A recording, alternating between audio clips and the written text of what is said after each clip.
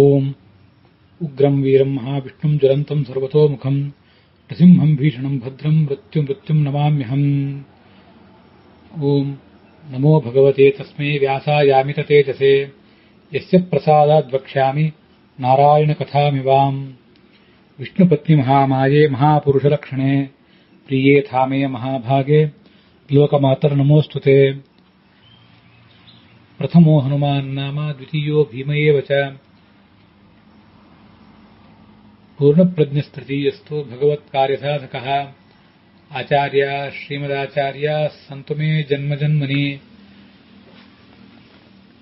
ಯಥೇಶ್ವರಶ್ಚ ಜೀವಶ್ಚ ಸತ್ಯಭೇದೌ ಪರಸ್ಪರಂ ತೇನ ಸತ್ಯೇನ ಮಾಂ ದೇವಾಃ ತ್ರಾಯಂತು ಸಹ ಕೇಶವಾಃ. ಶ್ರೀಗುರುಭ್ಯೋ ನಮಃ. ಅದ್ಯ ವ್ಯಾಸ ನೃಸಿಂಹ ಜಯಂತ್ಯೌ ಆಚರ್ಯೇತೆ.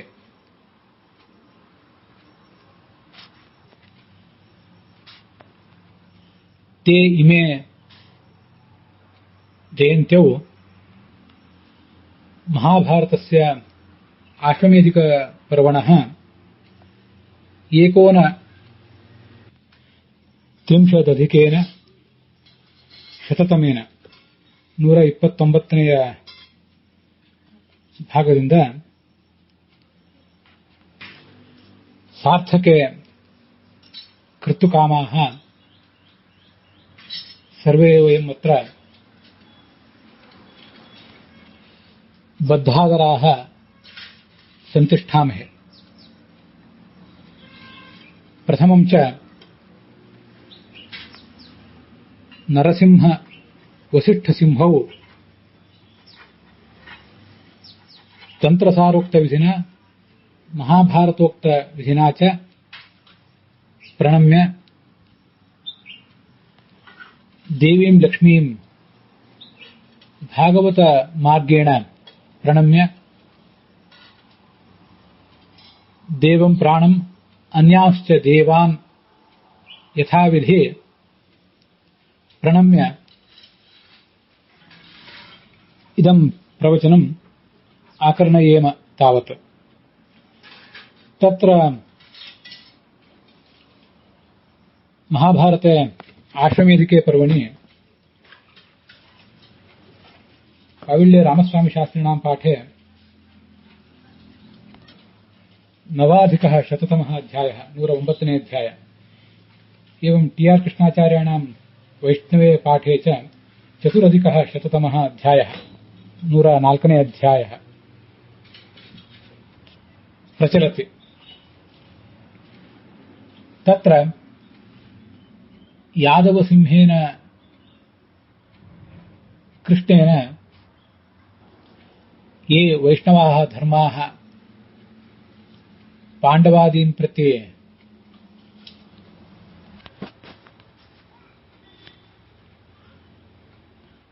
उपादेदिशिषत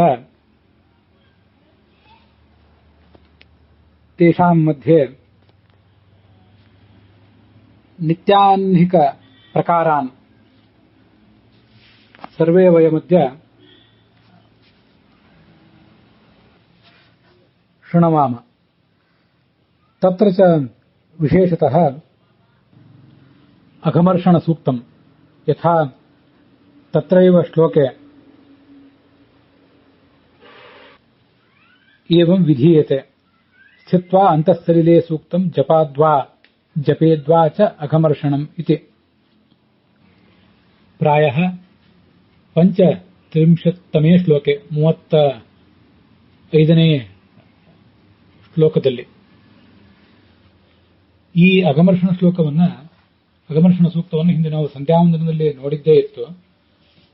ಅದನ್ನು ಸ್ನಾನ ಕಾಲದಲ್ಲಿ ಹೇಳಬೇಕು ಅಂತ ಇಲ್ಲಿ ಮಹಾಭಾರತದಲ್ಲಿಯೇ ವ್ಯಾಸರು ಹೇಳಿರುವುದರಿಂದ ಇವತ್ತು ಅದನ್ನು ನಾವು ಶ್ರವಣ ಮಾಡೋಣ.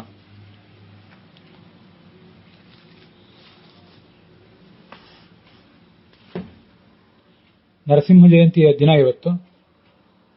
ವಸಿಷ್ಠ ವಂಶದ ಸಿಂಹರಾದ ವ್ಯಾಸರು ಯಾದವ ವಂಶದ ಸಿಂಹನಾದ ಕೃಷ್ಣನಿಂದ ಯಾವ ಧರ್ಮಗಳು ವರ್ಣಿತ ಆಗಿವೆ ವೈಷ್ಣವ ಧರ್ಮಗಳು. ಅವುಗಳನ್ನ ನೋಡ್ತಾ ಈ ಅಘಮರ್ಷಣ ಸೂಕ್ತವನ್ನ ನಾವೀಗ ನೋಡ್ಲಿಕ್ಕೆ ತೊಡಗೋಣ. ಋತಂಚ ಸತ್ಯಂಚ ಅಭೀಧಾತ್ ಅನ್ನುವ ಮಂತ್ರದಾರ್ಥವನ್ನ ಈಗ ನಾವು ನೋಡೋಣ.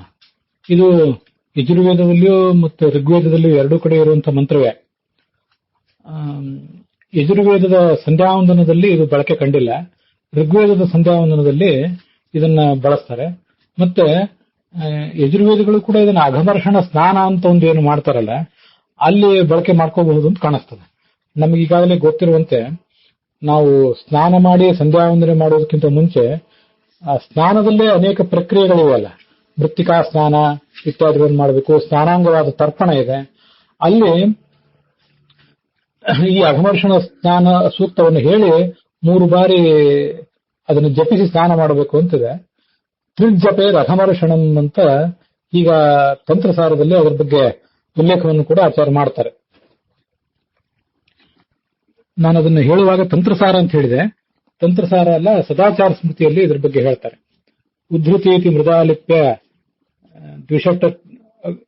ದ್ವಿಷಟ್ ಅಷ್ಟಷಡಕ್ಷರೈಹಿ ತ್ರಿನಿಂಬಜ್ಯ ಆಪ್ಯ ಸೂಕ್ತೇನ ಪ್ರೋಕ್ಷಯಿತ್ವಾ ಪುನಸ್ತತಃ ಮೃದ ಆಲಿಪ್ಯ ನಿಮಜ್ಯ ತ್ರಿಜಪೇತ್ ಅಘಮರ್ಷಣಂ. ಅಘಮರ್ಷಣ ಸೂಕ್ತವನ್ನು ಹೇಳಬೇಕು ಅಂತ ಅಲ್ಲಿ ಆಚಾರ್ಯರು ಸದಾಚಾರ ಸ್ಮೃತಿಯ 3ನೇ ಶ್ಲೋಕದಲ್ಲಿ ಹೇಳ್ತಾರೆ. ಈ ಮಂತ್ರ ನಾನು ಈಗಾಗಲೇ ಹೇಳಿದಂತೆ ಋಗ್ವೇದದಲ್ಲಿ ಮತ್ತು ಯಜುರ್ವೇದದಲ್ಲಿ ಎರಡೂ ಕಡೆನೂ ಬಂದಿದೆ. ಋಗ್ವೇದಿಗಳ ಸಂಧ್ಯಾವಂದನದಲ್ಲಿ ಇದು ಕಾಣುತ್ತದೆ, ಯಜುರ್ವೇದಿಗಳ ಸಂಧ್ಯಾವಂದನದಲ್ಲಿ ಇದು ಕಾಣುವುದಿಲ್ಲ. ಆದರೆ ಸ್ನಾನ ಮಾಡುವಾಗ ಎಲ್ಲರೂ ಕೂಡ ಇದನ್ನ 3 ಬಾರಿ ಬಳಕೆ ಮಾಡ್ಕೋಬೇಕು.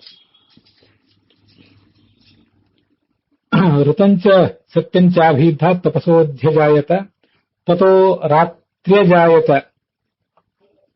ತತಃಸಮುದ್ರೋ ಅರ್ಣವಃ ಸಮುದ್ರಾದರ್ಣವಾದಧಿ ಸಂವತ್ಸರೋ ಅಜಾಯತ ಅಹೋರಾತ್ರಾಣಿ ವಿದಧದ್ ವಿಶ್ವಸ್ಯ ನಿಶತೋ ವಶಿ ಸೂರ್ಯಾಚಂದ್ರಮಸೌ ಧಾತಾ ಯಥಾ ಪೂರ್ವಮಕಲ್ಪಯತ್ ದಿವಂ ಚ ಪೃಥಿವೀಂ ಚಾಂತರಿಕ್ಷ ಮಥೋ ಸ್ವಹ ಅಂಥೇಳಿ ಹೀಗೆ ಆ ಒಟ್ಟಾರೆ ಆ ಮಂತ್ರ.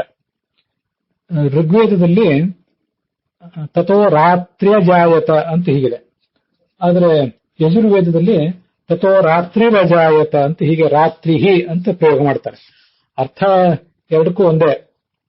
ರಾತ್ರಿ ಅಂತ ಇಕಾರಾಂತವಾದ ಶಬ್ದ, ರಾತ್ರಿ ಅಂತ ದೀರ್ಘ ಈಕಾರಾಂತವಾದ ಶಬ್ದ, ಇಷ್ಟೇ ವ್ಯತ್ಯಾಸ. ಯಜುರ್ವೇದದಲ್ಲಿ ರಾತ್ರಿಹಿ ಅಜಾಯತ ಅಂತಿದೆ, ಯಜುರ್ವೇದದ ಮಹಾನಾರಾಯಣ ಉಪನಿಷತ್ನಲ್ಲಿ ಬರುವಂತಹ ಮಂತ್ರ ಇದು. ಋಗ್ವೇದದಲ್ಲಿ ರಾತ್ರಿ ಅಜಾಯತ ಸಂಧಿಯಾಗಿ ರಾತ್ರ್ಯಜಾಯತ ಅಂತ ಹೀಗಾಗ್ತದೆ. ನಿಮ್ಮ ಪ್ರಿಂಟ್ನಲ್ಲಿ ಎಲ್ಲಾದರೂ ಒಂದು ಕಡೆ ರಾತ್ರ್ಯಾಜಾಯತ ಅಂತ, ರಾತ್ರ್ಯಾ ಅಂತ ದೀರ್ಘ ಇದ್ರೆ ಆ ದೀರ್ಘ ತಪ್ಪು, ರಾತ್ರ್ಯಜಾಯತ ಅಂತ ಹೀಗಾಗಬೇಕು. ಇದಕ್ಕೆ ಈ ಅಘಮರ್ಷಣ ಅನ್ನುವವನೇ ಒಬ್ಬ ಋಷಿ, ಅನುಷ್ಠುಪ್ಪಿದರ ಛಂದಸ್ಸು. ಭಾವವೃತ್ತ ಅನ್ನುವವನು ಭಾವವೃತ್ತ ಶಬ್ದವಾಚ್ಯನಾದ ಭಗವಂತನೇ ಇದಕ್ಕೆ ದೇವತಾ. ಅಘಮರ್ಷಣದಲ್ಲಿ ಉಪಯೋಗ ಅಂತ ಹೀಗೆ ಇಲ್ಲಿ ಹೇಳ್ತಾರೆ. ಸ್ನಾನ ಮಾಡುವಾಗ ಅಘಮರ್ಷಣೆ ಉಪಯೋಗ ಅಂತ ಹೇಳ್ಕೋಬೇಕು. ಮತ್ತೆ ಬೇರೆ ಸಂದರ್ಭದಲ್ಲಿ ಪಾಪಪುರುಷ ವಿಸರ್ಜನೆ ವಿನಿಯೋಗ ಅಂತ, ಋಗ್ವೇದಿಗಳು ಇದನ್ನು ಪಾಪಪುರುಷ ವಿಸರ್ಜನಕ್ಕಾಗಿ ಬಳಕೆ ಮಾಡ್ಕೋತಾರೆ. ಆವಾಗ ಪಾಪಪುರುಷ ವಿಸರ್ಜನೆ ವಿನಿಯೋಗ ಅಂತ ಹೇಳಬೇಕು.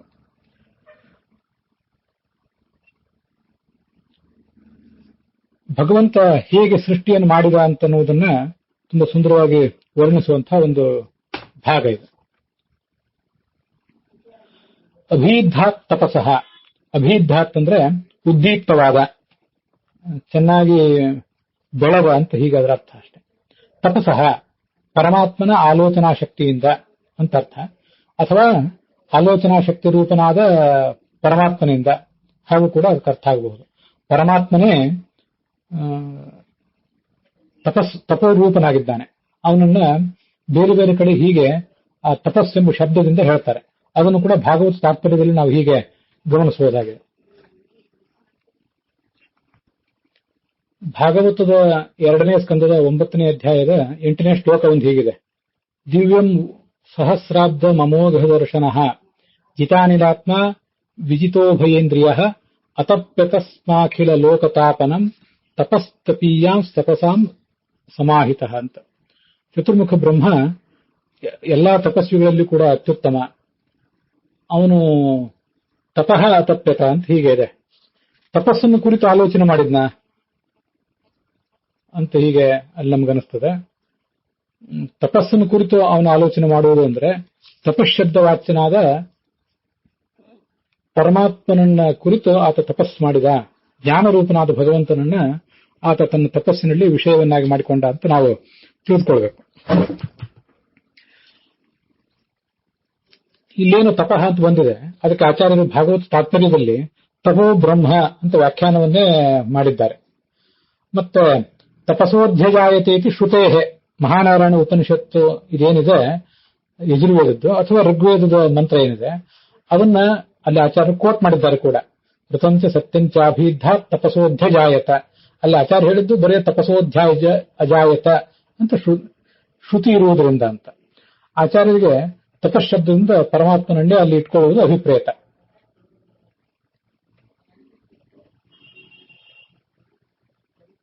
ಇಡೀ ಜಗತ್ತನ್ನ ಬೆಳಗುವಂಥ ಜ್ಞಾನರೂಪನಾದ ಪರಮಾತ್ಮನನ್ನ ಆತ ಅಲ್ಲಿ ಸ್ತುತಿಸಿದ ಅಂತ ಅದರ ತಾತ್ಪರ್ಯ ಆಗ್ತದೆ.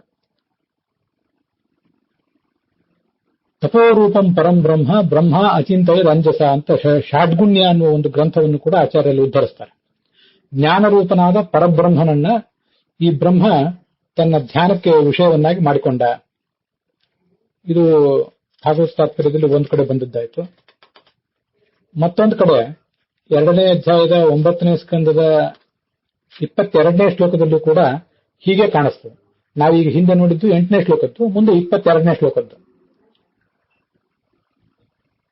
ಪ್ರತ್ಯಾದಿಷ್ಟಂ ಮಯಾ ತತ್ರ ತ್ವಯಿ ಕರ್ಮ ವಿಮೋಹಿತೆ ತಪೋಮೇ ಹೃದಯಂ ಸಾಕ್ಷಾತ್ ಆತ್ಮಾಹಂ ತಪಸೋ ನಘ ಸೃಜಾಮಿ ತಪಸೇ ವೇದಂ ಗ್ರಸಾಮಿ ತಪಸಾ ಪುನಃ ಬಿಭರ್ಮಿ ತಪಸಾ ವಿಶ್ವಂ ವೀರ್ಯಂ ಮೇ ದುಸ್ತರಂ ತಪಃ ಅಂತ ಆ ಶ್ಲೋಕ ನಾವು ನೋಡುವಂಥ ಶ್ಲೋಕ.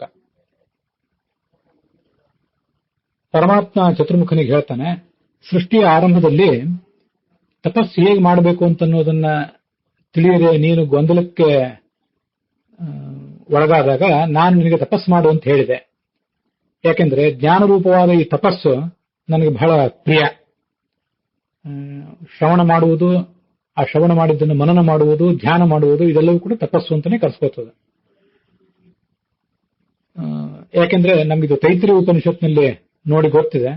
ಸ್ವಾಧ್ಯಾಯ ಪ್ರವಚನೆ ಏವೇತಿ ನಾಕೋ ಮೌದ್ಗಲ್ಯ ತದ್ಧಿತಪಃ ತದ್ಧಿತಪಃ. ಸ್ವಾಧ್ಯಾಯ ತಾನು ಓದುವುದು, ಇನ್ನೊಬ್ಬರಿಗೆ ಪ್ರವಚನ ಮಾಡುವುದೇನಿದೆ ಅದೇ ದೊಡ್ಡ ತಪಸ್ಸು. ಸ್ವಾಧ್ಯಾಯ ಪ್ರವಚನಾಭ್ಯಾಂ ನ ಪ್ರಮದಿತವ್ಯಂ. ಸ್ವಾಧ್ಯಾಯ ಪ್ರವಚನಗಳಿಂದ ಯಾವತ್ತೂ ಕೂಡ ಮನುಷ್ಯ ದೂರ ಇರಬಾರದು, ಅದನ್ನು ಮಾಡಲೇಬೇಕು ಅಂತ ಅಲ್ಲಿ ಹೇಳ್ತಾರೆ. ಈ ತಪಸ್ಸಿನಿಂದಲೇ ನಾನು ಎಲ್ಲರಿಗೂ ಕೂಡ ಲಭ್ಯ.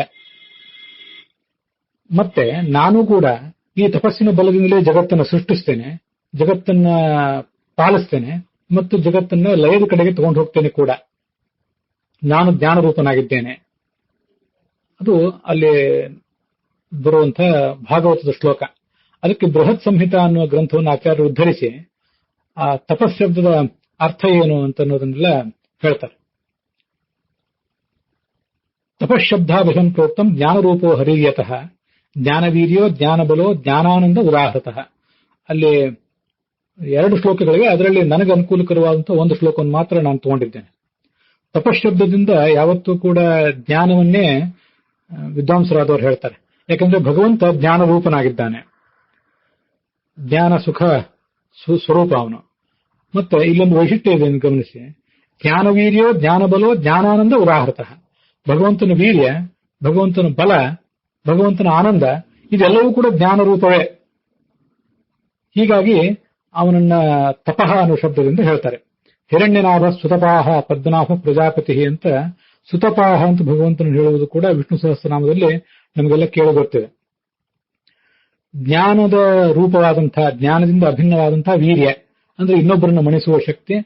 ಜ್ಞಾನ ಬಲ ಅಂತಂದ್ರೆ ಇನ್ನೊಬ್ಬರು ತನ್ನ ಮೇಲೆ ದಾಳಿ ಮಾಡಿದಾಗ ಆ ದಾಳಿಯನ್ನು ಹಿಮ್ಮೆಟ್ಟಿಸುವ ಶಕ್ತಿ.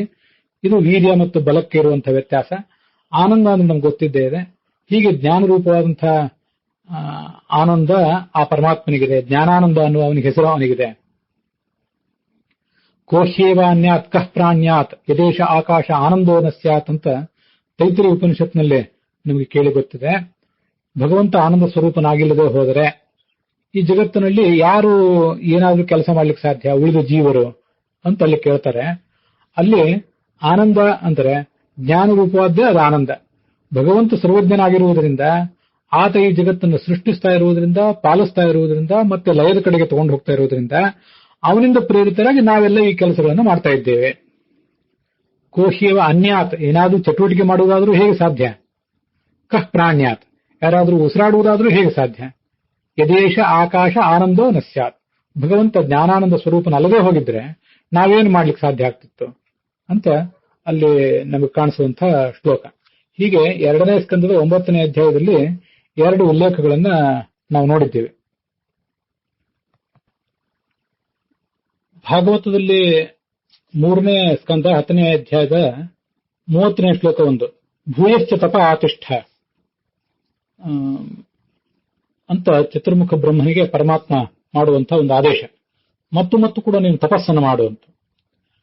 ವಿದ್ಯಾಂಚೈವ ಮದಾಶ್ರಯಾಂ, ಅಲ್ಲಿ ತಪಸ್ಸು ವಿದ್ಯಾ ಅಂತ 2 ಬಂದಿದೆ. ಅದನ್ನ ಭಾಗವತ ತಾತ್ಪರ್ಯದಲ್ಲಿ ಕಪಿಲ ಸಂಹಿತಾ ಅನ್ನೋ ಗ್ರಂಥವೊಂದನ್ನು ಉಲ್ಲೇಖಿಸಿ ತಪ ಆಲೋಚನಂ ಪ್ರೋಕ್ತಂ ವಿದ್ಯಾ ನಿಷ್ಠಾ ಪ್ರಕೀರ್ತಿತ ಅಂತ ಹೇಳ್ತಾರೆ. ತಪಃ ಅಂದ್ರೆ ಆಲೋಚನೆ ಅಂತ ಅದರ ತಾತ್ಪರ್ಯ, ಭಗವಂತನ ಗುಣಗಳನ್ನು ಧ್ಯಾನಿಸುವುದು ಅಂತ. ವಿದ್ಯಾ ಅಂತಂದ್ರೆ ಭಗವಂತನಲ್ಲಿ ಭಕ್ತಿಪೂರ್ವಕವಾದಂತಹ ಶ್ರದ್ಧಾ ಅಂತ ಅರ್ಥ. ಇವೆರಡೂ ಕೂಡ ಭಾಗವತ ತಾತ್ಪರ್ಯದ 3ನೇ ಸ್ಕಂದದ ಉಲ್ಲೇಖಗಳು. ಅಥರ್ವಣ ಉಪನಿಷತ್ತಿನ 3ನೇ ಖಂಡ, ಅದರಲ್ಲಿ 10ನೇ ಮಂತ್ರ ಅಂತ ಇದು ಕಾಣಿಸ್ತದೆ. ಪುರುಷ ಏವೇದಂ ವಿಶ್ವಂ ಕರ್ಮ ತಪೋ ಬ್ರಹ್ಮ ಪರಾಮೃತಂ ಏತದ್ಯೋ ವೇದ ಗುಹಾಯಾಂ ಸಹ ಅವಿದ್ಯಾ ಗ್ರಂಥಿಂ ವಿಕಿರತೀಹ ಸೌಮ್ಯ. ಹೀಗೆ ಆ ಮಂತ್ರ ಇದೆ. ಭಗವತಃ ಕರ್ಮ ಚೇಷ್ಟ, ಅಲ್ಲಿ ಭಗವಂತನ ಕರ್ಮ ಅಂದ್ರೆ ಆತನ ಕ್ರಿಯೆ. ತಪೋ ಜ್ಞಾನಂ, ತಪಸ್ಸು ಅಂತಂದ್ರೆ ಜ್ಞಾನ. ಇವೆರಡೂ ಕೂಡ ಆ ಭಗವಂತನಿಂದ ಅಭಿನ್ನವೇ ಆಗಿದೆ. ಪುರುಷೋ ಭಗವಾನೇವ, ಭಗವಂತನೇ ಕ್ರಿಯಾಸ್ವರೂಪನೂ ಆಗಿದ್ದಾನೆ, ಜ್ಞಾನ ಸ್ವರೂಪನೂ ಆಗಿದ್ದಾನೆ. ಯೈಷಾ ಭಗವತೋ ಚೇಷ್ಟ ಯಚ್ಚ ಜ್ಞಾನಂ ಪರಾತ್ಮನಃ ತತ್ಸರ್ವಂ ಭಗವಾನೇವ ಏಚ ಧರ್ಮಾಃ ಬಲಾದಯ. ಇದೊಂದು ಅಥರ್ವಣ ಭಾಷ್ಯದಲ್ಲಿ ಆಚಾರ್ಯ ಉದ್ಧರಿಸುವಂತಹ ಶ್ಲೋಕ. ಭಗವಂತನ ಚೇಷ್ಟ, ಅವನ ಜ್ಞಾನ, ಇದೆಲ್ಲವೂ ಕೂಡ ಮತ್ತು ಯಾವ್ದಾರು ಧರ್ಮಗಳಿದ್ರೆ ಅವೆಲ್ಲವೂ ಕೂಡ ಭಗವಂತನಿಂದ ಅಭಿನ್ನ ಅಂತ ಹೀಗೆ ಕಾಣಿಸುವಂತಹ ಒಂದು ಮಂತ್ರ ಅಲ್ಲಿ ಕೇಳಿ ಬರ್ತದೆ. ಭಗವದ್ಗೀತೆಯ 7ನೇ ಅಧ್ಯಾಯದ 9ನೇ ಶ್ಲೋಕದಲ್ಲೂ ಕೂಡ ತಪಶ್ಚಾಸ್ಮಿ ತಪಸ್ವಿಷು, ಎಲ್ಲಾ ತಪಸ್ವಿಗಳಾದಂತಹ ತಪೋಧನರಾದಂತಹ ಋಷಿಗಳಲ್ಲಿ ನಾನು ತಪೋರೂಪದಿಂದ ಇದ್ದೇನೆ. ತಪೋರೂಪದಿಂದ ಇರುವುದಂದ್ರೆ ಜ್ಞಾನ ರೂಪದಿಂದ ಇರುವುದು. ಅವರಲ್ಲಿ ಶ್ರವಣ, ಮನನ, ಧ್ಯಾನ ಇತ್ಯಾದಿ ಎಲ್ಲವನ್ನು ಕೂಡ ಮಾಡಿಸುವವನು ನಾನೇ ಆಗಿದ್ದೇನೆ ಅಂತ ಅದರ ತಾತ್ಪರ್ಯ. ಹೀಗೆ ಅಭೀಧ ತಪಸಃ, ಉದ್ದೀಪ್ತವಾದಂತಹ ಆ ಪರಮಾತ್ಮನಿಂದ, ಜ್ಞಾನರೂಪಿಯಾದ ಪರಮಾತ್ಮನಿಂದ ಅಥವಾ ಆ ಪರಮಾತ್ಮನ ಜ್ಞಾನದಿಂದ, ಅವೆರಡಕ್ಕೂ ವಾಕ್ಯಗಳಿಗೂ ಅರ್ಥ ಒಂದೇ. ಋತಂಚ ಮತ್ತು ಸತ್ಯಂಚ, ಜ್ಞಾನ ಹುಟ್ಟಿತು ಮತ್ತೆ ಸತ್ಯವೂ ಕೂಡ ಹುಟ್ಟಿತು ಅಂತ ಹೇಗೆ ಹೇಳ್ತಾರೆ. ಋತಂ ಯಥಾರ್ಥ ವಿಜ್ಞಾನಂ ಸತ್ಯಂ ತತ್ಪೂರ್ವಿಕಾ ಕೃತಿ. ಈ ಋತ ಅಂತ ಏನಿದೆಯಲ್ಲ, ಪರಮಾತ್ಮನಿಂದ ಋತವೂ ಹುಟ್ಟಿತು ಮತ್ತೆ ತಪಸ್ಸು ಸತ್ಯವೂ ಹುಟ್ಟಿತು ಅಂತ ಅಲ್ಲಿ ಹೇಳ್ತಾ ಇದ್ದಾರೆ. ಋತವು ಹುಟ್ಟುವುದಂದ್ರೆ ಏನು? ಜಗತ್ತಿಗೆಲ್ಲದಕ್ಕೂ ಕೂಡ ಜ್ಞಾನ ಬಂದದ್ದು ಈ ಪರಮಾತ್ಮನಿಂದಲೇ. ಮತ್ತು ಸತ್ಯ ಅಂದ್ರೆ ಆ ಪರಮಾತ್ಮನ ಯಥಾರ್ಥ ಜ್ಞಾನವನ್ನು ಪಡ್ಕೊಂಡು ಮುಂದೆ ನಾವು ಮಾಡಬೇಕಾದಂತಹ ಕ್ರಿಯಾ, ಇದಕ್ಕೆ ಸತ್ಯ ಅಂತ ಹೇಳ್ತಾರೆ. ತೈತ್ರಿಯ ಉಪನಿಷತ್ ಭಾಷ್ಯದಲ್ಲಿ ಋತಂ ಯಥಾರ್ಥ ವಿಜ್ಞಾನಂ ಸತ್ಯಂ ತತ್ಪೂರ್ವಿಕಾ ಕೃತಿ ಅಂತ ಆ ಒಂದು ಅವುಗಳ 2 ಅರ್ಥವನ್ನು ಹೇಳ್ತಾರೆ. ಅಧ್ಯಜಾಯತ, ಇದು ಹುಟ್ಟಿತು, ಇವೆರಡೂ ಕೂಡ ಆವಾಗ ಹುಟ್ಟಿದವು. ಪರಮಾತ್ಮ ಸೃಷ್ಟಿಯನ್ನು ಮಾಡುವಾಗ ಇವೆರಡನ್ನೂ ಸೃಷ್ಟಿ ಮಾಡಿದ್ರಿಂದಲೇ ಮುಂದೆ ಚತುರ್ಮುಖಾದಿಗಳೆಲ್ಲರೂ ಕೂಡ ಯಥಾರ್ಥ ಜ್ಞಾನವನ್ನು ಮತ್ತು ಯಥಾರ್ಥ ಜ್ಞಾನಪೂರ್ವಕವಾದಂತಹ ಕೃತಿಯನ್ನು ಕೂಡ ಮಾಡ್ತಾ ತಮ್ಮ ಸಾಧನೆಯನ್ನ ಮುಂದುವರಿಸಿದ್ರು ಅಂತ ಅದರ ಅರ್ಥ. ಮತ್ತೆ ಋತ ಅನ್ನೋ ಶಬ್ದಕ್ಕೆ ಬೇರೆ ಅರ್ಥವನ್ನು ಕೂಡ ಮಾಡಬಹುದಾಗಿದೆ. ಅದಕ್ಕೆ ಋತ ಅಂದ್ರೆ ತನ್ನ ಮತ್ಸ್ಯಾದಿ ರೂಪಗಳು, ಹೀಗೆ ಕೂಡ ಕೆಲವರು ವ್ಯಾಖ್ಯಾನ ಮಾಡಿದ್ದಾರೆ. ಮೂಲ ರೂಪನಾದ ಪರಮಾತ್ಮ ಇದ್ದಾನೆ, ಅವನಿಂದಲೇ ಮತ್ಸ್ಯಾದಿ ರೂಪಗಳು ವ್ಯಕ್ತವಾದವು. ಸತ್ಯ ಅನಿಸುವಂಥ ವೇದಾದಿ ಪದಾರ್ಥಗಳನ್ನು ಕೂಡ ಆತನೇ ಅಭಿವ್ಯಕ್ತಿಗೊಳಿಸಿದ ಅಂತ ಹೀಗೆಲ್ಲ ಅರ್ಥಗಳನ್ನು ಹೇಳ್ತಾರೆ. ಸಂಸ್ಕೃತದ ಶಬ್ದಗಳೇ ಹಾಗಿರ್ತವೆ, ವಿಶೇಷತಃ ವೈದಿಕ ಶಬ್ದಗಳು ಅನೇಕ ಅರ್ಥಗಳಿಗೆ ಅವಕಾಶ ಇರುವಂತೆ. ಅಂಥ ಒಂದು ಶಬ್ದ ಈ ಋತ ಅನ್ನೋದು ಕೂಡ. ಭಾಗವತ ತಾತ್ಪರ್ಯದಲ್ಲಿ ಒಂದ್ ಕಡೆ ಋತಂ ತದಾತ್ಮನಾ ಜ್ಞಪ್ತೇಹೇ ಅಂತ ಆ ಋತ ಅನ್ನೋ ಶಬ್ದದಿಂದ ಭಗವಂತ ಹೇಗೆ ವಾಚ್ಯ ಅಂತ ಅನ್ನೋದನ್ನ ಹೇಳಿದ್ದಾರೆ. ಮೂಲ ರೂಪನಾದ ನಾರಾಯಣನಿಂದ ಮತ್ಸ್ಯಾದಿ ರೂಪಗಳು ವ್ಯಕ್ತ ಆದವು ಅಂತ ಹೀಗೆ ಹೇಳುವಾಗ ಆ ಮತ್ಸ್ಯಾದಿ ರೂಪಗಳನ್ನು ಋತ ಅನ್ನೋ ಶಬ್ದದಿಂದ ಹೇಳಬೇಕು ಹೇಗೆ ನಾವು? ಅದಕ್ಕೆ ಆಧಾರ ಏನು ಅಂದ್ರೆ ಋತಂ ತದಾತ್ಮನಾ ಜ್ಞಪ್ತೇಹೇ, ಹೇಗಿದ್ದಾನೋ ಹಾಗೇನೇ ಯಾವತ್ತೂ ಕೂಡ ತಿಳಿಯಲ್ಪಡ್ತಾನೆ ಪರಮಾತ್ಮ. ಅವನಲ್ಲಿ ಯಾವುದೇ ವ್ಯತ್ಯಾಸ ಯಾವುದೂ ಆಗುವುದೇ ಇಲ್ಲ. ಏನಿರಬೇಕಾದ ಗುಣಗಳು, ಕ್ರಿಯೆಗಳು, ಮಹಿಮೆಗಳು ಈಗಾಗಲೇ ಅವನಲ್ಲಿ ಇದ್ದೇ ಇವೆ.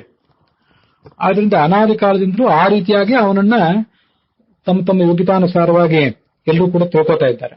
ಹೀಗೆ ಋತಂ ತದಾತ್ಮನ ಜ್ಞಪ್ತೇಹೇ, ಈ ಕಾರಣದಿಂದ ಅವನಿಗೆ ಋತ ಅಂತ ಹೇಳ್ತಾರೆ. ನಾನಿದನ್ನ ಋತಂ ತದಾತ್ಮನ ಜ್ಞಪ್ತೇಹೇ ಅಂತ ಹೇಳಿದೆ. ಹಾಗೆಲ್ಲಾದ್ರೂ ಬೇರೆ ಕಡೆ ಇದ್ದಿರ್ಬೇಕು ಸರ್ವಮೂಲದಲ್ಲಿ, ನನಗದು ಸ್ಮರಣೆಗೆ ಬರ್ತಿದೆ. ಅದು ಎಲ್ಲಿಂದ ಸ್ಮರಣೆಗೆ ಬರ್ತಿಲ್ಲ. ಸ್ಮರಣೆಗೆ ಬರ್ತಿರುವ ಸ್ಪಷ್ಟವಾದ ಉಲ್ಲೇಖವನ್ನು ಹೀಗೆ ತಮ್ಮೆದುರಿಗೆ ಹೇಳ್ತಾ ಇದ್ದೇನೆ. ಇದು 1ನೇ ಸ್ಕಂದದ 10ನೇ ಅಧ್ಯಾಯದ 26ನೇ ಶ್ಲೋಕ. ಧರ್ಮಂ ಭಗಂ ಸತ್ಯಂ ಋತಂ ದಯಾಂ ಯಶಃ ಭವಾಯ ರೂಪಾಣಿ ದಧದ್ ಯುಗೇ ಯುಗೆ. ದುಷ್ಟರ ಸಂಹಾರಕ್ಕಾಗಿ ಅನೇಕ ರೂಪಗಳನ್ನು ಭಗವಂತ ತಾಳ್ತಾನೆ. ಜಗತ್ತಿನಲ್ಲಿ ಧರ್ಮವನ್ನ, ಸತ್ಯವನ್ನ, ದಯೆಯನ್ನ, ಯಶಸ್ಸನ್ನ ಆತ ಸ್ಥಾಪಿಸ್ತಾನೆ. ಅದನ್ನೆಲ್ಲ ಸ್ಥಾಪಿಸುವಂತಹ ಆಯಾ ರೂಪಗಳಿಗೆ ಆಯಾ ಹೆಸರುಗಳೇ ಇವೆ. ಅದು ಹೇಗೆ? ಸತ್ಯಂ ಆನಂದ ರೂಪತ್ವಾತ್, ಆನಂದ ಸ್ವರೂಪನಾದ್ರಿಂದ ಅವನಿಗೆ ಸತ್ಯ ಅಂತ ಹೆಸರು. ಮತ್ತೆ ಋತಃ ಜ್ಞಾನ ಸ್ವರೂಪತಃ, ಋತ ಅನ್ನೋ ಹೆಸರು ಅವನಿಗೆ ಯಾಕೆ ಬಂತು ಅಂದ್ರೆ ಅವನು ಜ್ಞಾನ ಸ್ವರೂಪನಾದ್ರಿಂದ. ಏವಂ ಗುಣಸ್ವರೂಪಾಣಿ ರೂಪಾಣಿ ದಧದ್ ಯುಗೆ ಯುಗೆ, ಆಯಾ ಗುಣಗಳನ್ನ ವ್ಯಕ್ತ ಮಾಡುವ ಮತ್ತೆ ಆಯಾ ಗುಣಗಳ ಹೆಸರುಗಳನ್ನೇ ತಾನೂ ಹೊಂದಿರುವ ಭಗವಂತನ ರೂಪಗಳಿವೆ ಅಲ್ಲೂ ಅಂತ ನಾವು ತಿಳ್ಕೊಳ್ಬೇಕು. ಹೀಗೆ ಭಗವಂತನ ರೂಪಗಳು ಋತ ಮತ್ತು ಸತ್ಯ ಎಂಬ ಶಬ್ದದಿಂದಲೂ ವಾಚ್ಯ ಆಗಬಹುದು, ಅಥವಾ ಯಥಾರ್ಥ ಜ್ಞಾನ ಮತ್ತು ತತ್ಪೂರ್ವಕವಾದಂತಹ ಕೃತಿ ಇವೆರಡನ್ನೂ ಕೂಡ ಆತ ಜಗತ್ತಿಗೆ ಕೊಟ್ಟ. ಅದನ್ನೇ ಚತುರ್ಮುಖ ಬ್ರಹ್ಮನಿಂದ ಆರಂಭಿಸಿ ನಾವೆಲ್ಲರೂ ಕೂಡ ಆಚರಣೆಯಲ್ಲಿ ತಂದು ಮುಂದೆ ನಮ್ಮ ಸಾಧನೆಯನ್ನ ಮುಂದುವರಿಸಿದೆವು. ತತಃ ಅನಂತರ ರಾತ್ರಿ ಅಜಾಯತ, ಇದು ಯಜುರ್ವೇದದಲ್ಲಿ ಬರುವಂತೆ ರಾತ್ರಿ ಅಂತ ಇಕಾರಾಂತವಾದ ಶಬ್ದ ನಾನು ಈಗಾಗಲೇ ಹೇಳಿದೆ. ಋಗ್ವೇದದಲ್ಲಿ ಬರುವಂತೆ ರಾತ್ರಿ ಅಜಾಯತ ಅಂತ ದೀರ್ಘ ಅಲ್ಲಿ ಬರ್ತದೆ. ರಾತ್ರಿ ಪ್ರಳಯ ಕಾಲ ಅಜಾಯತ, ಆ ಪ್ರಳಯ ಕಾಲ ಮುಗಿದು ಸೃಷ್ಟಿಕಾಲ ಪ್ರಾರಂಭ ಆಯಿತು ಅಂತ ಅದರ ಅರ್ಥ. ಸೃಷ್ಟಿ ತೊಡಗಿತ್ತು. ವಾಸ್ತವಿಕವಾಗಿ ರಾತ್ರಿ ಅಂತ ಶಬ್ದ ಇದೆ. ರಾತ್ರಿ ಅಜಾಯತ ಅಂದ್ರೆ ಸರಿಯಿತು, ಹಿಂದೆ ಸರಿಯಿತು ಅಂತ ಹೀಗೆ ಅದರ ಅರ್ಥವನ್ನು ನಾವು ಮಾಡ್ಕೋಬಹುದು.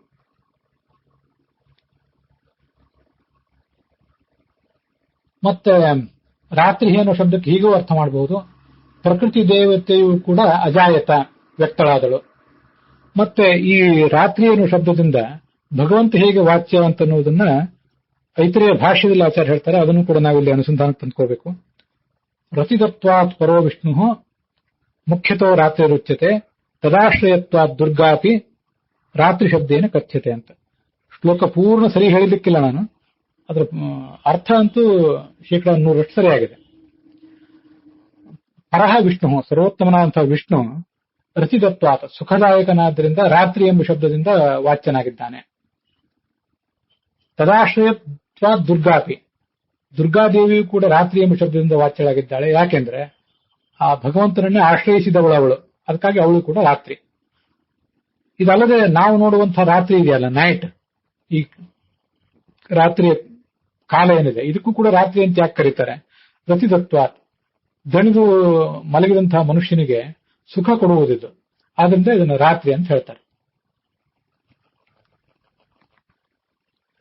ಹೀಗೆ ರಾತ್ರಿ ಅಂದ್ರೆ ಪ್ರಕೃತಿ ದೇವತೆ ಅವಳು ಹುಟ್ಟಿದಳು, ವ್ಯಕ್ತಳಾದಳು. ಅವಳು ಕೂಡ ಜಗತ್ತೆಲ್ಲದಕ್ಕೂ ಕೂಡ ಸುಖ ಕೊಡುವಂಥವಳು. ತತಃ ಸಮುದ್ರ ಅಜಾಯತ, ಈ ಸಮುದ್ರ ಅನ್ನೋ ಶಬ್ದಕ್ಕೆ ಬ್ರಹ್ಮಾಂಡ ಹುಟ್ಟಿತು, ರೂಪಾತ್ಮಕವಾದ ಪ್ರಪಂಚ ಹುಟ್ಟಿತು. ಅನಂತರ ಅರ್ಣವಃ ಅಕ್ಷರ ಸಮುದಾಯ ಅಂದ್ರೆ ನಾಮಾತ್ಮಕ ಪ್ರಪಂಚ ಹುಟ್ಟಿತು. ಇದು ಒಂದು ಅರ್ಥ ಕೇಳಿ ಬರ್ತದೆ. ಈ ಋತಂಚ ಸತ್ಯಂಚ ಅನ್ನೋ ಮಾತನ್ನು ವ್ಯಾಖ್ಯಾನಿಸುವಾಗ ಋಕ್ಸಂಧ್ಯಾ ಭಾಷ್ಯವನ್ನ ಗಮನಿಸ್ತಾ ಇದ್ದೇನೆ. ಅದಲ್ಲದೆ ಬನ್ನಂಜ ಗೋವಿಂದಾಚಾರ್ಯರು ಮಾಡಿದಂತಹ ಕೆಲವು ಅರ್ಥಗಳು, ಮತ್ತೆ ಮಹಾನಾರಾಯಣ ಉಪನಿಷತ್ತಿನಲ್ಲಿ ಇದು ಬರುವುದರಿಂದ ಧೀರೇಂದ್ರ ತೀರ್ಥರು, ರಾಘವೇಂದ್ರಾಚಾರ್ಯ, ಗಢಿಂಗ್ಲೇಸ್ಕರ್ ಇವರು ಮಾಡಿದ ಅರ್ಥಗಳನ್ನು ಕೂಡ ಗಮನಿಸ್ತಾ ಇದ್ದೇನೆ. ಅನೇಕ ಬಾರಿ ನನಗೆ ಅಲ್ಲಿ ಯಾವುದೋ ಸ್ವಾರಸ್ಯವಾಗಿ ಕಂಡ್ರೆ ಅದನ್ನು ಕೂಡ ಆ ಅರ್ಥವನ್ನು ಕೂಡ ಅಲ್ಲಿ ಹೇಳ್ತಾ ಇರ್ತೇನೆ. ಮೊದಲು ರೂಪಾತ್ಮಕ ಪ್ರಪಂಚ ಹುಟ್ಟಿತು. ಬ್ರಹ್ಮಾಂಡ ಹುಟ್ಟುವುದು ಅಂದ್ರೆ ಬ್ರಹ್ಮಾಂಡದ ಒಳಗಿರುವಂತಹ ಜಗತ್ತೆಲ್ಲ ಹುಟ್ಟಿತು ಅಂತ ಅದರ ಅರ್ಥ. ಇದೆಲ್ಲ ವಸ್ತುಗಳು ಹುಟ್ಟಿದವು. ವಸ್ತುಗಳು ಹುಟ್ಟಿದ ಮೇಲೆ ಆ ವಸ್ತುವನ್ನ ನಾವು ಹೇಳಲಿಕ್ಕೆ ಬೇಕಾದಂತಹ ಶಬ್ದಗಳು ಕೂಡ ಹುಟ್ಟಿದವು. ಅವಕ್ಕೆ ಅರ್ಣವ ಅಂದ್ರೆ ಅಕ್ಷರ ಸಮುದಾಯ ಅಂತ ಒಬ್ರು ಒಂದ್ ಕಡೆ ಅರ್ಥ ಮಾಡಿದ್ದಾರೆ. ಹೀಗೆ ರೂಪಾತ್ಮಕ ಪ್ರಪಂಚ ಮತ್ತು ನಾಮಾತ್ಮಕ ಪ್ರಪಂಚ ಇವೆರಡೂ ಹುಟ್ಟಿದ ಬಳಿಕ ಸಂವತ್ಸರ, ಆ ಸಂವತ್ಸರ ಶಬ್ದವಾಚ್ಯನಾದಂತಹ ಚತುರ್ಮುಖ ಹುಟ್ಟಿದ ಅಂತ ಹೀಗೆ ಅರ್ಥ ಮಾಡ್ಕೋಬೇಕು. ಅಧ್ಯಜಾಯತ, ಅವನು ಎಲ್ಲದಕ್ಕಿಂತ ಮೊದಲು ಹುಟ್ಟಿದ. ಇವೆರಡೂ ಈ ಎಲ್ಲಾ ಪ್ರಕ್ರಿಯೆಗಳು ಹೆಚ್ಚು ಕಡಿಮೆ ಒಂದೇ ಸಮಯದಲ್ಲಿ ಸ್ವಲ್ಪ ಹಿಂದೆ ಮುಂದೆ ಆದವು ಅಂತ ನಾವು ತಿಳ್ಕೊಳ್ಬೇಕಷ್ಟೆ. ಈ ಸಂವತ್ಸರ ಅಂದ್ರೆ ನಮಗೆ ಗೊತ್ತಿರುವಂತೆ ಈ ಸಯೇಷ ಸಂವತ್ಸರ ಪ್ರಜಾಪತಿ ಷೋಡಶಕಲಃ ಅಂತ ಬೃಹದಾರಣ್ಯಕ ಉಪನಿಷತ್ತಿನಲ್ಲಿ ಹೇಳುವಂತೆ ಈ ಚತುರ್ಮುಖ ಬ್ರಹ್ಮನನ್ನ ಸಂವತ್ಸರ ಎಂಬ ಶಬ್ದದಿಂದ ನಾವು ತಿಳ್ಕೊಳ್ಬೇಕು. ಸಂವತ್ಸರ ಅಂದ್ರೆ ಒಂದು ವರ್ಷ. ಆ ಕೆಲವರು ಅದನ್ನು ಕಾಲ ನಿಯಾಮಕನಾದಂತಹ ಚತುರ್ಮುಖ ಹುಟ್ಟಿದ ಅಂತ ಕೂಡ ಹೀಗೆ ಅರ್ಥ ಮಾಡಿದ್ದಾರೆ. ಅಂತೂ ಸಂವತ್ಸರ ಅನ್ನುವ ಶಬ್ದಕ್ಕೆ ಕಾಲ ನಿಯಾಮಕನಾದ ಚತುರ್ಮುಖ ಅಂತನೂ ಅರ್ಥ ಮಾಡಬಹುದು. ಅದಲ್ಲದೆ ಸಯೇಷ ಸಂವತ್ಸರ ಪ್ರಜಾಪತಿ ಷೋಡಶಕಲಃ ಅಂತ ಆ ಚಂದ್ರಾಂತರ್ಗತನಾದಂತಹ ಮುಖ್ಯ ಪ್ರಾಣದ ಉಪಾಸನ ಏನಿದೆ ಅವನನ್ನು ಕೂಡ ಈ ಶಬ್ದದಿಂದ ಹೇಳಿದ್ದಾರೆ ಅಂತ ನಾವು ತಿಳ್ಕೊಳ್ಬಹುದು. ಯಾಕೆ ಅವನನ್ನ ಸಂವತ್ಸರ ಅಂತ ಹೇಳ್ತಾರೆ ಅದನ್ನು ಆ ಪ್ರಸಂಗದಲ್ಲಿ ಉದ್ಧರಿಸ್ತಾರೆ. ವಾಯು ಸಂವತ್ಸರ ಪ್ರೋಕ್ತಃ ವತ್ಸೋ ವಿಷ್ಣೋರಸೌ ಯತಃ ಸಮ್ಯಗೇವ ರತಿಮ್ಯಾತಿ. ಸಂವತ್ಸರ ಶಬ್ದದಿಂದ ವಾಯು ವಾಚ್ಯ, ಚತುರ್ಮುಖ ಬ್ರಹ್ಮನು ವಾಚ್ಯ. ವಿಷ್ಣೋ ವತ್ಸಃ, ವಿಷ್ಣುವಿನ ಮಗ ಈತ. ಮತ್ತೆ ವಿಷ್ಣುವಿನ ಮಗನಾದ್ರಿಂದ ಶ್ರೇಷ್ಠವಾದ ಸುಖವನ್ನು ಕೂಡ ಅವನು ಪಡೆಯುವಂತವನು. ವತ್ಸ ರ, ವತ್ಸ ಅಂದ್ರೆ ಮಗ, ರ ಅಂದ್ರೆ ಸುಖವನ್ನು ಪಡೆಯುವಂತವನು. ಹೀಗೆ ಸಂವತ್ಸರ ಶಬ್ದದಿಂದ ವಾಯು ಮತ್ತು ಚತುರ್ಮುಖ ಬ್ರಹ್ಮರಿಬ್ಬರು ಕೂಡ ವಾಚ್ಯರಾಗಿದ್ದಾರೆ. ಕಾಲ ನಿಯಾಮಕ ಅಂತ ಹೀಗೆ ತಿಳ್ಕೊಳ್ಳೋದಾದ್ರೆ ನಮಗೆ ಚತುರ್ಮುಖ ಬ್ರಹ್ಮನ ಕಾಲ ನಿಯಾಮಕತ್ವದ ಬಗ್ಗೆ ವರ್ಣನೆ ಭಾಗವತ ತಾತ್ಪರ್ಯದಲ್ಲಿ ಕಾಣಿಸ್ತದೆ. ಕಾಲ ಜೀವಾಭಿಮಾನೇನ ರೂಪದ್ವಂದ್ವಿ ಚತುರ್ಮುಖ, ಇದು ಒಂದು ಒಳ್ಳೆಯ ಉಲ್ಲೇಖ. ಜೀವಸ್ವರೂಪಕ್ಕೂ ಚತುರ್ಮುಖ ಬ್ರಹ್ಮನೇ ಅಭಿಮಾನಿ, ಹಾಗೆ ಕಾಲಕ್ಕೂ ಕೂಡ ಅವನು ಅಭಿಮಾನಿಯಾಗಿದ್ದಾನೆ. ಇನ್ನೊಂದು ಉಲ್ಲೇಖದಲ್ಲಿ ಕಾಲ ಜೀವ ಗುಣಾದೀನಾಂ ಅಭಿಮಾನಿ ಚತುರ್ಮುಖ, ಕಾಲಕ್ಕೆ ಮತ್ತು ಜೀವನ ಗುಣಗಳು ಅನೇಕ ಗುಣಗಳೇನಿವೆ, ಅವನ ಜ್ಞಾನ ಇತ್ಯಾದಿ ಗುಣಗಳು, ಅದೆಲ್ಲದಕ್ಕೂ ಕೂಡ ಚತುರ್ಮುಖ ಬ್ರಹ್ಮ ಅಭಿಮಾನಿಯಾಗಿದ್ದಾನೆ ಅಂತ ಭಾಗವತ ತಾತ್ಪರ್ಯದಲ್ಲಿ ಉಲ್ಲೇಖ ಕಾಣುತ್ತದೆ. ಮುಂದೆ ವಶಿ ಧಾತ ಅಂತ ಶಬ್ದ. ಎಲ್ಲರನ್ನೂ ವಶದಲ್ಲಿ ಇಟ್ಕೊಂಡಿರುವಂತಹ ಈ ಪರಮಾತ್ಮ, ಧಾತ ಅಂದ್ರೆ ಎಲ್ಲರನ್ನೂ ಪೋಷಿಸುವಂತಹ, ವಶಿ ಅಂದ್ರೆ ಎಲ್ಲರನ್ನೂ ತನ್ನ ಹಿಡಿತದಲ್ಲಿ ಇಟ್ಕೊಂಡಿರುವಂತಹ ಪರಮಾತ್ಮ. ವಿಶತಃ ವಿಶ್ವಸ್ಯ, ಜಗತ್ತೆಲ್ಲವೂ ಕೂಡ ತನ್ನನ್ನ ನೋಡ್ತಾ ಇರುವಂತೆ,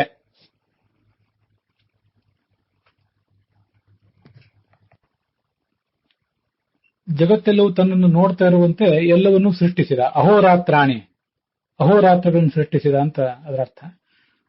ಜಗತಃ ಅಂದ್ರೆ ಜಗತ್ತೆಲ್ಲವೂ ಅಂತ ಅನೇಕರ ವ್ಯಾಖ್ಯಾನ ಇದೆ. ವಿಶ್ವಸ್ಯ ಜಗತಃ ಅಂತ ಹೀಗೆ ಒಂದು ಋಕ್ಸಂಧ್ಯಾ ಭಾಷೆಯಲ್ಲಿ ಕೂಡ ವ್ಯಾಖ್ಯಾನ ಕಾಣಿಸ್ತದೆ. ನನಗೆ ಆ ವಿಶ್ವ ಶಬ್ದದಿಂದ ಚತುರ್ಮುಖ ಬ್ರಹ್ಮನನ್ನು ಇಟ್ಕೊಳ್ಬೇಕು ಅಂತ ಕಾಣಿಸ್ತು. ಅದನ್ನು ಕೂಡ ಈಗ ತಮ್ಮ ಎದುರಿಗೆ ಹಂಚ್ಕೋತಾ ಇದ್ದೇನೆ. ವಿಶ್ವ ವಾಯು ಸಮುದ್ದಿಷ್ಟ ಅಂತೇಳಿ ವಿಶ್ವ ಶಬ್ದದಿಂದ ಚತುರ್ಮುಖ ಬ್ರಹ್ಮನನ್ನು ಹೇಳುವಂತಹ ಆಧಾರಗಳು ಬೇರೆ ಕಡೆ ಎಲ್ಲ ಸರ್ವಮೂಲದಲ್ಲಿ ಉಪಲಬ್ಧ ಇವೆ. ಆದ್ರಿಂದ ಚತುರ್ಮುಖ ನೋಡ್ತಾ ಇದ್ದ. ಇನ್ನೂ ಅನೇಕ ದೇವತೆಗಳು ಹುಟ್ಟಿಲ್ಲ, ಅವರೆಲ್ಲರೂ ಕೂಡ ಇವನನ್ನ ನೋಡುವಂತ ಸಾಧ್ಯತೆ ಇಲ್ಲ. ಆದ್ರಿಂದ ಚತುರ್ಮುಖ ಒಬ್ಬ ಬ್ರಹ್ಮ ಈ ಪರಮಾತ್ಮನ ಸೃಷ್ಟಿ ಕ್ರಿಯೆಯನ್ನ ಬೆರಗಿನಿಂದ ನೋಡ್ತಾ ಇದ್ದ. ಮತ್ತೆ ಎಲ್ಲಿಗೂ ಕೂಡ ಅರ್ಥ ಆಗುವುದು ಹೆಚ್ಚು ಅವನಿಂದ, ಆ ಚತುರ್ಮುಖ ಬ್ರಹ್ಮನಿಗೆ. ಉಳಿದ ದೇವತೆಗಳು ಸೃಷ್ಟಿ ಕಂಡಿದ್ದರು ಅಂತ ಕೂಡ ಇಲ್ಲಿ ಕೆಲವು ಕಡೆ ಹೇಳ್ತಾರೆ. ಚತುರ್ಮುಖ ಬ್ರಹ್ಮನನ್ನ ಉಳಿದ ತತ್ವಾಭಿಮಾನಿ ದೇವತೆಗಳನ್ನ ಸೂಕ್ಷ್ಮ ರೂಪದಿಂದ ಸೃಷ್ಟಿಸಿದ, ಆಮೇಲೆ ಮತ್ತೆ ಸ್ಥೂಲ ರೂಪದಿಂದ ಸೃಷ್ಟಿಸಿದ ಅಂತ ಕೆಲವು ವ್ಯಾಖ್ಯಾನಗಳು ಇವೆ. ಯಾವ ವ್ಯಾಖ್ಯಾನವನ್ನು ತಪ್ಪು ಅಂತ ತಳ್ಳಿ ಹಾಕುವುದು ನನ್ನ ಉದ್ದೇಶ ಅಲ್ಲ. ಉಳಿದ ಜಗತ್ತು ಆ ಪರಮಾತ್ಮನ ಸೃಷ್ಟಿಕ್ರಿಯೆಯನ್ನು ನೋಡ್ತಾ ಇದ್ರು ಕೂಡ ಆ ಪರಮಾತ್ಮನ ಸೃಷ್ಟಿಕ್ರಿಯೆಯನ್ನು ಅರ್ಥ ಮಾಡಿಕೊಳ್ಳುವವರು ಯಾರು ಸರಿಯಾಗಿ? ಅವನು ಈ ಚತುರ್ಮುಖ ಬ್ರಹ್ಮ. ಅವನು ನೋಡ್ತಾ ಇದ್ದಂತೆ ಅವನ ಅನುಗ್ರಹಕ್ಕಾಗಿ ಇದೆಲ್ಲವನ್ನು ಕೂಡ ಸೃಷ್ಟಿ ಮಾಡಿ ತೋರಿಸಿದ. ಮುಂದೆ ಅಹೋರಾತ್ರಾಣಿ, ಹಗಲು ಮತ್ತು ರಾತ್ರಿಗಳನ್ನು ಸೃಷ್ಟಿಸಿದ ಅಂತಿದೆ. ಹಗಲು ರಾತ್ರಿಗಳನ್ನು ಸೃಷ್ಟಿಸುವುದು ಅಂದ್ರೆ ಹಗಲು ರಾತ್ರಿಗಳನ್ನು ಸೃಷ್ಟಿಸುವುದು ಆಯಿತು. ಮತ್ತೆ ಅಹರೇವ ಪ್ರಾಣ ರಾತ್ರಿದೇವ ರೈಹಿ ಅಂತ ಷಷ್ಠೋಪನಿಷತ್ತು ಹೇಳುವಂತೆ ಪ್ರಾಣನನ್ನು, ಮುಖ್ಯ ಪ್ರಾಣನನ್ನು ಸೃಷ್ಟಿಸಿದ. ಮತ್ತೆ ರಾತ್ರಿಗೆ ಅಭಿಮಾನಿಯಾದಂತಹ ರೈ ಭಾರತೀ ದೇವಿಯನ್ನು ಕೂಡ ಸೃಷ್ಟಿಸಿದ. ಹಗಲಿಗೆ ಅಭಿಮಾನಿ ಮುಖ್ಯ ಪ್ರಾಣ, ರಾತ್ರಿಗೆ ಅಭಿಮಾನಿ ಈ ಭಾರತೀ ದೇವಿ. ಅಹೋರಾತ್ರಗಳಿಗೆ, ಇಡೀ ದಿನಕ್ಕೆ ನಿಯಾಮಕ ಪ್ರಜಾಪತಿ ಅಂತ ಷಟ್ಪ್ರಶ್ನೋಪನಿಷತ್ತು ಹೇಳ್ತದೆ.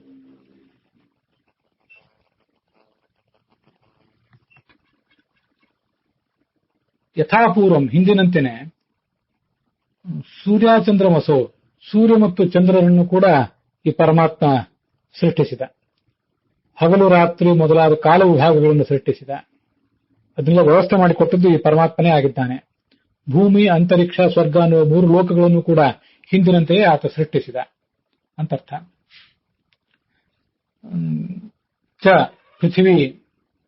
ಪೃಥಿವೀಂ ಅಂದ್ರೆ ಭೂಲೋಕವನ್ನು, ಅಂತರಿಕ್ಷಂ ಭೋರ್ಲೋಕವನ್ನ, ಮತ್ತೆ ಸುವಹ ಸ್ವರ್ಲೋಕವನ್ನು, ಚ ಮತ್ತು ದಿವಹ, ದಿವಂ ಅಂತ ಇನ್ನೊಂದು ಶಬ್ದ ಇದೆ. ದಿವಂ ಚ ಪೃಥಿವೀಂ ಚಾಂತರಿಕ್ಷ ಅಥೋ ಸುವಹ ಅಂತ ಹೇಳಿ. ಆ ದಿವು ಶಬ್ದದಿಂದ ಮಹರ್ಲೋಕ, ಜನಲೋಕ, ತಪೋಲೋಕ, ಸತ್ಯಲೋಕ ಈ ಲೋಕಗಳನ್ನು ಕೂಡ ಇಟ್ಕೊಳ್ಬಹುದು. ಅಕಲ್ಪಯತ್, ಇವುಗಳೆಲ್ಲವನ್ನು ಕೂಡ ಆತ ಸೃಷ್ಟಿಸಿದ ಅಂತ ಅದರ ಆ ಮಂತ್ರದ ಅರ್ಥ. ಹೀಗೆ ಈ ಮಂತ್ರದಿಂದ 3 ಬಾರಿ ಮಂತ್ರವನ್ನು 3 ಬಾರಿ ಉಚ್ಚರಿಸಿ ಸ್ನಾನ ಮಾಡಬೇಕು. ಇದು ಸ್ನಾನ ಕಾಲದಲ್ಲಿ. ಸ್ನಾನ ಆದಮೇಲೆ ಇದರ ವಿನಿಯೋಗ ನಾನೀಗಾಗಲೇ ಹೇಳಿದಂತೆ ಋಗ್ವೇದದ ಸಂಧ್ಯಾವಂದನದಲ್ಲಿ ಪಾಪಪುರುಷ ವಿಸರ್ಜನಕ್ಕಾಗಿ ಇದನ್ನ ಬಳಸ್ತಾರೆ. ಇಲ್ಲಿ ಪಾಪಪುರುಷ ವಿಸರ್ಜನಕ್ಕಾಗಿ ಅಂತ ಕೇಳಿ ಬಂದಾಗ ಇದೊಂದು ಗೊಂದಲ ಆಗಬಹುದು ಅನೇಕರಿಗೆ. ಏಕೆಂದ್ರೆ ಅರ್ಘ್ಯಾದಿಗಳು ಮುಗಿದ ಬಳಿಕ ಈ ಗಾಯತ್ರಿ ಜಪಕ್ಕಿಂತ ಮುಂಚೆ ಪಾಪಪುರುಷ ವಿಸರ್ಜನ ಇತ್ಯಾದಿಗಳನ್ನೆಲ್ಲ ನಾವು ಮಾಡ್ಕೊಳ್ತೀವಿ, ಮುಂದೆ ಜಪಾದಿಗಳನ್ನು ಮುಂದುವರಿಸ್ತೇವೆ. ಅಲ್ಲಿ ಬ್ರಹ್ಮಹತ್ಯ, ಶಿರಸ್ಕಂಚ ಇತ್ಯಾದಿ ರೂಪವಾಗಿ ಪಾಪಪುರುಷನನ್ನ ಚಿಂತಿಸಿ ಅವನನ್ನು ಒಣಗಿಸಿ ಸುಟ್ಟು ಬೂದಿಯನ್ನು ಹೊರಹಾಕಿ ಅಮೃತದಿಂದ ಸ್ನಾನ ಮಾಡಿ ಮುಂದೆ ಪುಣ್ಯ ಪುರುಷನನ್ನು ಚಿಂತಿಸಿ ಇದೊಂದು ದೀರ್ಘವಾದಂತಹ ಪ್ರಕ್ರಿಯೆ ಇದೆ. ಅದೆಲ್ಲರಿಗೂ ಗೊತ್ತಿದ್ದೇ ಇದೆ. ಅದಲ್ಲದೆ ಇದು ಒಂದು ರೀತಿಯಾದ ಪಾಪಪುರುಷ ವಿಸರ್ಜನ. ಋಗ್ವೇದೀಯ ಸಂಧ್ಯಾವಂದನದಲ್ಲಿ ಕಾಣುವಂಥದ್ದು ಪಾಪಪುರುಷ ವಿಸರ್ಜನ ಮಂತ್ರನೇ ಅಲ್ಲಿ ಹಾಕಿರ್ತಾರೆ. ಪಾಪಪುರುಷ ವಿಸರ್ಜನೆ ವಿನಿಯೋಗ ಅಂತ ಹೇಳಿ ಈ ಮಂತ್ರವನ್ನ ಹೇಳಬೇಕು. ಕೈಯಲ್ಲಿ ನೀರನ್ನ ಹಿಡಿದುಕೊಂಡು ಅದನ್ನ ಮೂಗಿನ ಸಮೀಪಕ್ಕೆ ತಂದು ಈ ಮುಂದಿನಂತೆ ಆ ಮಂತ್ರವನ್ನು ಹೇಳಿ ಮುಂದೆ ಅದನ್ನು ಚೆಲ್ಲಬೇಕು. ಗೋಕರ್ಣಾಕೃತಿಯಲ್ಲಿ ಅಂತ. ಗೋಕರ್ಣಾಕೃತಿ ಅಂದ್ರೆ ನಾನು ತಿಳ್ಕೊಂಡಿರುವಂತೆ 4 ಬೆರಳುಗಳನ್ನು ಮಡಿಚಿ ಒಂದು ಹೆಬ್ಬೆರಳನ್ನ ಚಾಚಿ, ಈಗೇನು ಬ್ರಹ್ಮಯಜ್ಞಕ್ಕೆ ತರ್ಪಣ ಇತ್ಯಾದಿಗಳನ್ನು ಕೊಡ್ತೇವಲ್ಲ, ಪಿತೃತರ್ಪಣ ಹೆಚ್ಚು ಕಡಿಮೆ ಆ ರೀತಿಯಾಗಿ ನೀರನ್ನು ಹಿಡ್ಕೊಂಡು ಈ ಮಂತ್ರವನ್ನು ಹೇಳಿ ಅದನ್ನ ಮೂಸಿ ಬಲಗಿನ ಮೂಗಿನ ಹೊರಳೆಯಿಂದ ಗಾಳಿಯನ್ನು ಹೊರಗೆ ಬಿಡಬೇಕು. ಗಾಳಿಯನ್ನು ಹೊರಗೆ ಬಿಡ್ತಾ ಮುಂದೆ ಆ ನೀರನ್ನ ಎಡಬದಿಯಲ್ಲಿ ವಿಸರ್ಜಿಸಬೇಕು, ನಮ್ಮ ಎಡಬದಿಯಲ್ಲಿ. ಆವಾಗ ಆ ಕಡೆ ನೋಡಬಾರದು. ಆ ಪಾಪಪುರುಷ ಆ ಕಡೆ ನಮ್ಮ ಒಳಗಿದ್ದವನು ಬಲ ಮೂಗಿನ ಹೊರಳೆಯಿಂದ ಹೊರಗೆ ಬರ್ತಾ ಇದ್ದಾನೆ, ಬಂದು ಆ ನೀರಿನಲ್ಲಿ ಸೇರ್ಕೊಂಡಿದ್ದಾನೆ. ಆತನನ್ನ ನಾವು ದೂರ ವಿಸರ್ಜಿಸಿದ್ದೀವಿ ಅಂತ ಅರ್ಥ. ಆತನ ದರ್ಶನ ನಮಗೆ ಇನ್ನು ಮುಂದೆ ಆಗಬಾರದು. ಸಂಧ್ಯಾವಂದನೆ ಮಾಡುವ ಪ್ರಕ್ರಿಯೆಯಲ್ಲಿ ಮುಂದೆ ಆಚಮನಾದಿಗಳನ್ನು ಮಾಡಿ ಅರ್ಘ್ಯ ಪ್ರದಾನ ಮಾಡಬೇಕು ಅಂತ ಅಲ್ಲಿ ಬಂದಿರುವಂಥದ್ದು. ಈ ಮಂತ್ರವನ್ನು ನಾವು ಜಪಿಸಿ ಅರ್ಥಾನುಸಂಧಾನ ಮಾಡಿಕೊಂಡ್ರೆ ನಮ್ಮಲ್ಲಿ ಪಾಪಪುರುಷ ದಗ್ಧನಾಗ್ತಾನೆ. ಮತ್ತೆ ನಾವಿದನ್ನ ಅಘಮರ್ಷಣ ಸ್ನಾನದ ಮಾಡುವಾಗ ಮಂತ್ರಪೂರ್ವಕವಾಗಿ ಸ್ನಾನವನ್ನು ಮಾಡಿದರೆ ದೇಹ ಶುದ್ಧ ಆಗ್ತದೆ ಅಂತ ಋಗ್ವೇದಿಗಳು ಯಜುರ್ವೇದಿಗಳು ಇಬ್ಬರನ್ನು ಇದನ್ನ ಬಳಸುವುದನ್ನು ಹೇಳಿದೆ. ಪರಮಾತ್ಮನ ಸೃಷ್ಟಿಯನ್ನು ಚಿಂತನೆ ಮಾಡಿದ್ರಿಂದ ನಮ್ಮ ಪಾಪಗಳು ಪರಿಹಾರ ಕಾಣುವುದು ಹೇಗೆ, ದೇಹ ಮನಸ್ಸು ಆತ್ಮಗಳು ಶುದ್ಧ ಆಗುವುದು ಹೇಗೆ, ಪರಮಾತ್ಮನ ಸೃಷ್ಟಿಯನ್ನು ಹೇಳುವುದೇನಿದೆಯಲ್ಲ, ಬೃಹದಾರಣ್ಯಕ ಭಾಷ್ಯ ಅದನ್ನು ಹೇಳುವಂತೆ 1ನೇ ಅಧ್ಯಾಯ ಅಥವಾ 3ನೇ ಅಧ್ಯಾಯ ಅದು. ಸೃಷ್ಟಿ ಕಥನಂಚ ಪ್ರಾಧಾನ್ಯಾರ್ಥಂ ತ್ರೀಣಿ ರೂಪಾಣ್ಯೇವ ಸತ್ಯಂ ಇತ್ಯಪಿ ಪ್ರಾಧಾನ್ಯಾರ್ಥಮೇವ ಅಭಿಮಾನಿ ದೇವತಾಪೇಕ್ಷೆಯ. ಸೃಷ್ಟಿ ಕಥನವನ್ನು, ಪರಮಾತ್ಮನ ಸೃಷ್ಟಿಯನ್ನ ಅನೇಕ ಪುರಾಣಗಳಲ್ಲಿ, ವೇದಗಳಲ್ಲಿ ಮತ್ತೆ ಇತಿಹಾಸಗಳಲ್ಲಿ ಎಲ್ಲ ಕಡೆ ವರ್ಣನೆ ಮಾಡೇ ಮಾಡ್ತಾರಲ್ಲ, ಅದು ಯಾಕೆ ಹಾಗೆ ಮಾಡ್ತಾರೆ, ಅದರಿಂದ ಏನು ಲಾಭ ಸೃಷ್ಟಿಯನ್ನು ಹೇಳುವುದು ಅಂತಂದ್ರೆ, ಮೊದಲು ಆತ ಒಬ್ಬನೇ ಇದ್ದ. ಆತ ಒಬ್ಬನೇ ಇದ್ದಾಗ ಉಳಿದವರು ಯಾರೂ ಇರಲಿಲ್ಲ. ಇಂಥ ವರ್ಣನೆ ಮಾಡುವ ಮೂಲಕ ಆತನ ಪ್ರಾಧಾನ್ಯವನ್ನ ವರ್ಣನೆ ಮಾಡುವುದು, ಉಳಿದವರೆಲ್ಲರೂ ಅಪ್ರಧಾನದ ಆತನ ಎದುರಿಗೆ ಅಂತ ತಿಳಿಸುವುದು ಇದರ ಉದ್ದೇಶ.